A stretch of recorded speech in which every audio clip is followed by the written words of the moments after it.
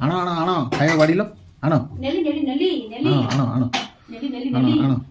ଆଣ ଆଣ ଭାତ ଅରୁଆ ତ ହଁ ସଂକ୍ରାନ୍ତି ବା ଓହୋ ଭାତ ଡାଲମା ହଁ ଆଉ କ'ଣ କରୁଛ ଆଉ କ'ଣ ଆଣ ଆଣ ଆଣ ଦହି ବାଇଗଣ ଆଚ୍ଛା ଶାଗ ଭଜା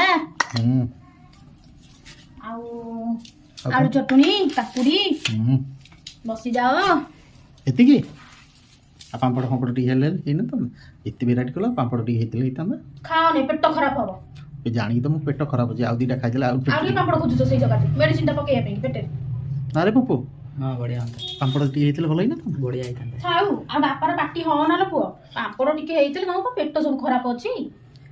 ପୁଣି ପାମ୍ପଡ଼ ଟିକେ ବିଲାତି ଖଟା ଥାଉ ବିଲାତି ଖଟା ଆମ ବାଇରେ ତୋଳା ହେଇଯାଇଛି ବିଲାତି ସବୁ ଆଉ ନାହିଁ ହଉ ଚାଲ ଖାଇବା ଆରମ୍ଭ କର ହଁ ଚାଲ ଚାଲ